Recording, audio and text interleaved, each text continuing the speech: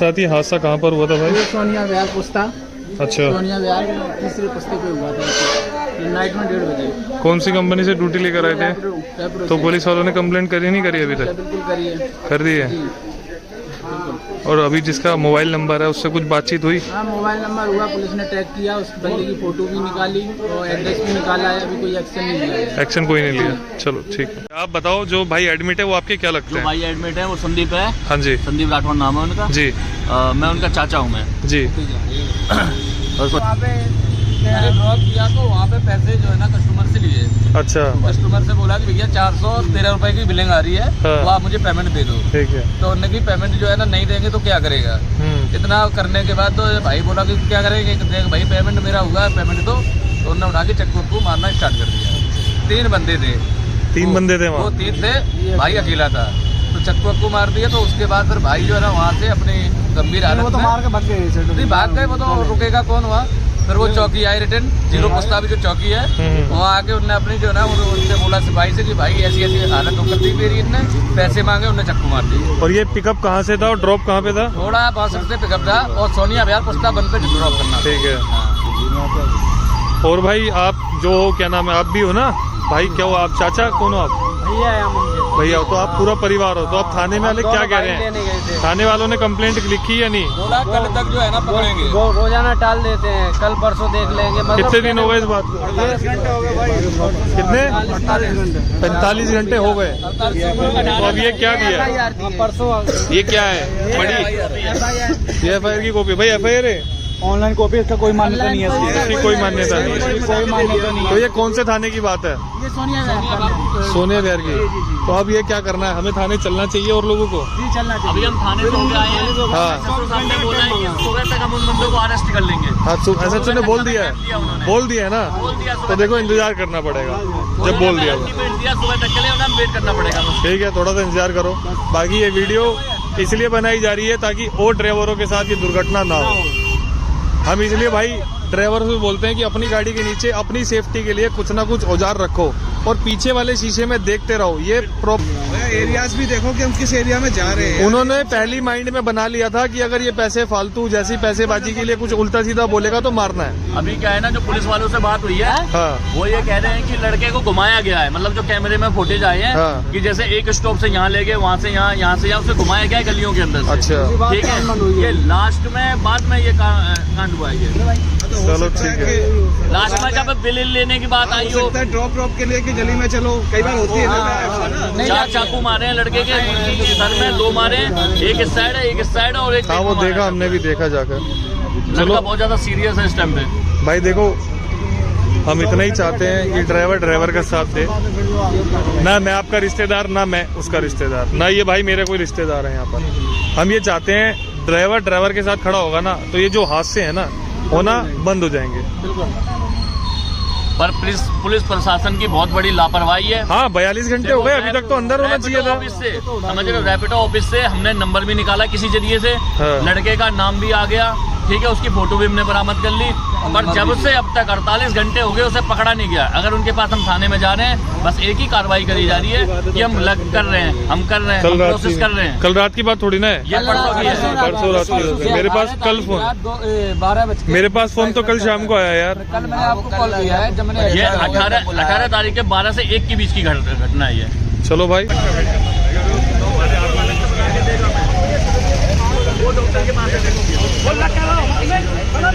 ये समझ लो ये कोमा में है। मैं वही तो चीज कह रहा हूँ, मैंने भी देखा है। मैं और ये भाई अभी देख कर आए हैं, तो उस भाई की आंखें तक नहीं खुल रही है। उसकी बस सांसें चल रही है, वो भी मशीन के जरिए। मशीन अभी हट जाएगी, उसकी सांसें कब हो जाएगी किसी को नहीं पता। मशीन बता रही है मशीन से चल रही है। भाई ये सरकारी हॉस्पिटल है, यहाँ यही होता है, टांगे मारे, सिलाई करी, साइड में रखो। उनके लिए नया कस्टमर पहले है। जैसे हम कहीं प्राइवेट ये प्राइवेट में होता ना तो ये ICU के अंदर होता। हाँ, मैं ये कहना चाह रहा हूँ, ये मशीनों में होता इस टाइम, और वहाँ इसके 99% चांस है कि ये बच जाए। तो नहीं, अगर जैसे अभी ले जाए हम ये पूछना चाह रहे हैं, जैसे अभी हम इसको ले जाएं, हाँ। प्राइवेट ही ले जाएं, साला वो तो बात का फंडा क्या होगा, वो तो मौत और जिंदगी है। अभी तो वो भी नहीं करेंगे ना।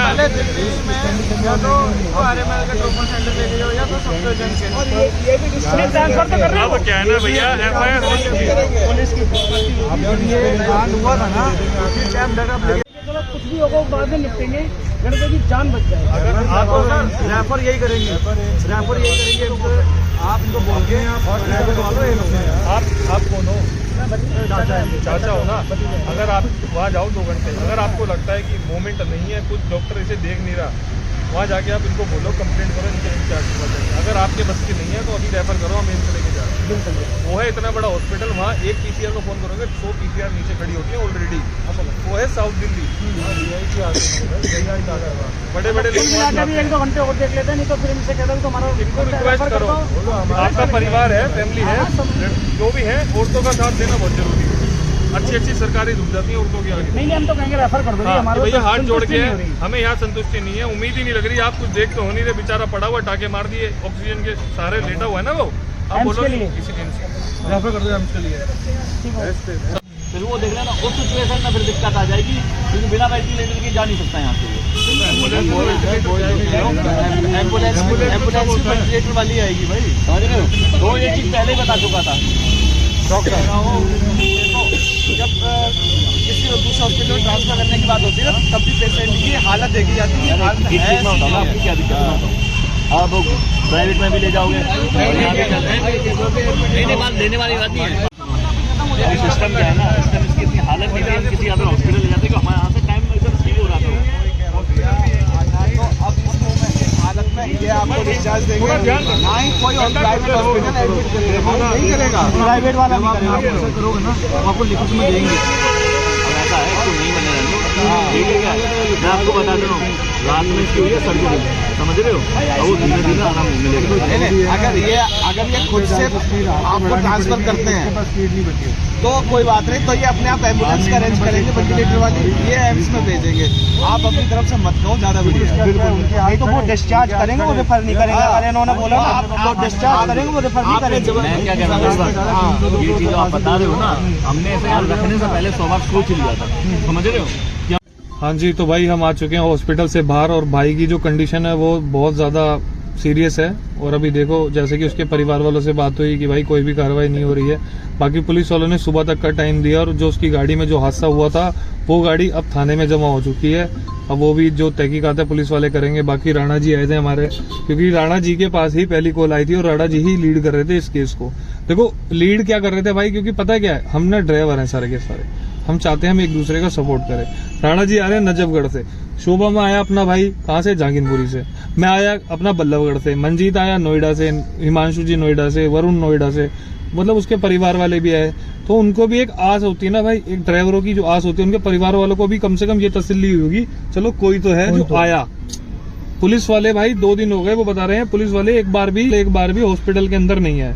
तो भाई क्या हो रहा है हमारे देश में, मतलब कि बंदे का मर्डर हो गया, अटेम्प्ट टू मर्डर का केस बनता है, देखा जाए। डॉक्टरों ने भी जहाँ तक जवाब दे दिया है, हम गए थे कि 20% इसके बचने की उम्मीद है। 20% आप समझते हो, 20% कह दिया तो भैया ना के बराबर ही है। और सरकारी हॉस्पिटल का आपको पता ही है आजकल कैसा माहौल चल रहा है। तो भाई सारे भाइयों से रिक्वेस्ट है, इन चीजों को ध्यान में रखते हुए अपनी गाड़ी में कुछ सीट के नीचे कुछ ना कुछ अपनी सेफ्टी के लिए रखा करो।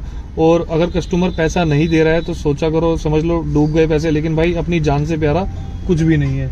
क्यों? कुछ एरिए हैं वहाँ नाइट में जाने से ना अवॉइड करो आप। ये शाहदरा हो गया, खजूरी हो गया, संगम विहार हो गया, उत्तम नगर हो गया, इन गलियों के अंदर तो भाई पहले ड्यूटी उठाओ तो पहले मना कर दो कि भैया हम अंदर नहीं जाएंगे। अगर आप लोकल हो वहाँ के तो ठीक है, आपको जानकारी है उस एरिया की तो ठीक है।